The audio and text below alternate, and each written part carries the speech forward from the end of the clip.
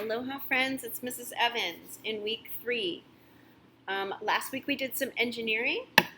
We went through the engineering design process, which means that we started with a problem and basically we brainstormed ideas, planned, and we created a model or a prototype and tested it to see if it worked and then improved on it if it didn't, or even if it did, you can still improve on things, right? So this week we're going to be going through the scientific process, which is similar, but there are slight differences. So when you're doing experiments in science, you're using the scientific method. And you always start with making observations, which is looking really closely at things and looking for details. And then once you've made your observations about things, and I'm going to walk you through with a sample experiment, and it's going to have to do with, a lot of you said you were interested in mixing chemicals and potions and stuff like that in the very first week.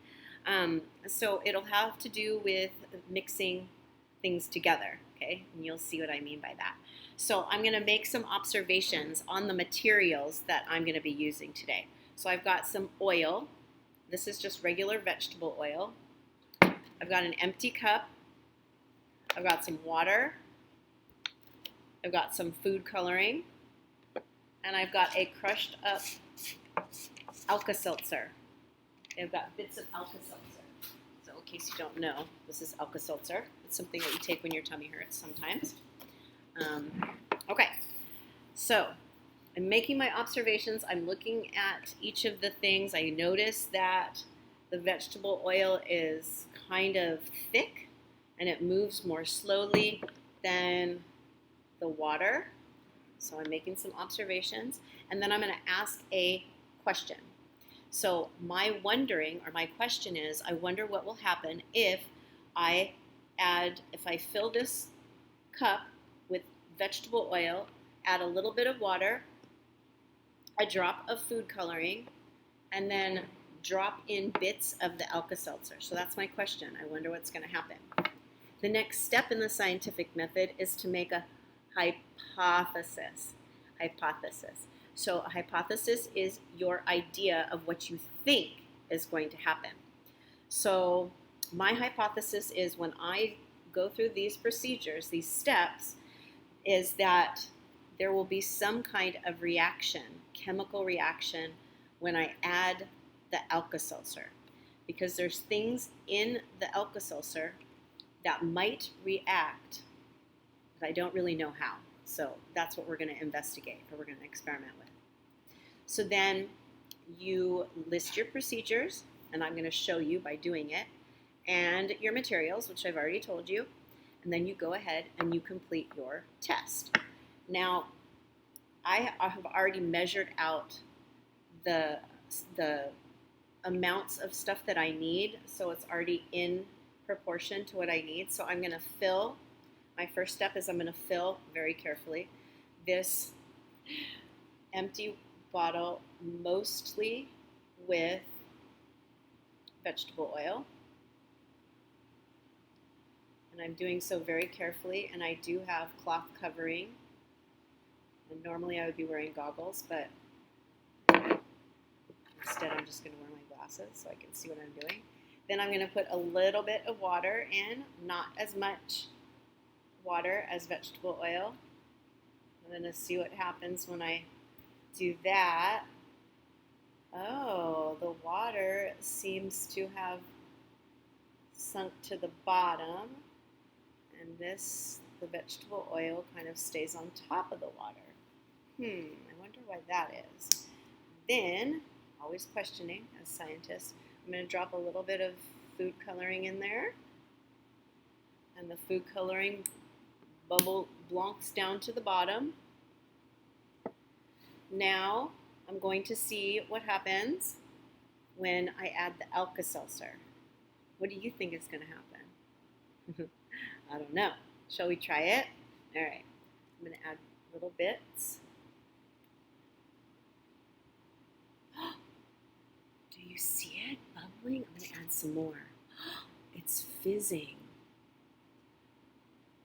Wow. The food coloring is, Oh, something has happened.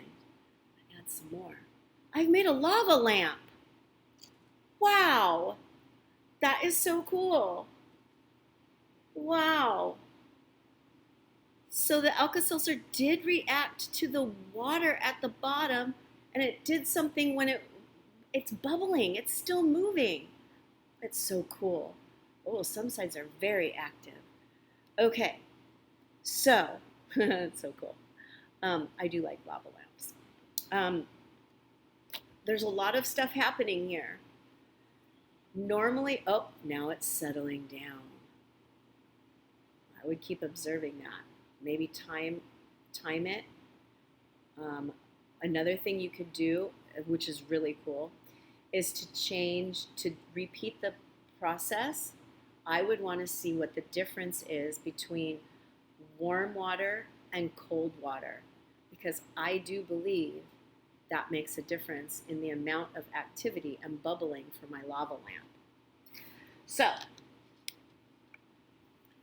normally you would do some research and you would figure out why, what happened there, what is the explanation for that chemical reaction. I am going to record a short Flipgrid video, and I will again show what happened here, and in that video I will explain some of the science behind what happened and why that lava lamp was created. Some of them are still moving around. All right, so my request of you this week is to come up with a simple science experiment to do and to share it with us based on the materials you have at home. So there's going to be a list of different things you can use. You can use Science Buddies for ideas, sciencebuddies.org for ideas. I love that website because you can type in what you're interested in, and based on what materials you have available, they'll give you some ideas. They will take you step by step through the process and make it and explain what's happening with whatever science experiment you are choosing to do. So I look forward to seeing your projects and your little tiny experiments. They don't have to be really huge, long ones. Just a snapshot of what we're going to be doing throughout the year. Having fun with science, engineering, technology, and math. So until next time, take care, and I'll see you soon. Mahalo.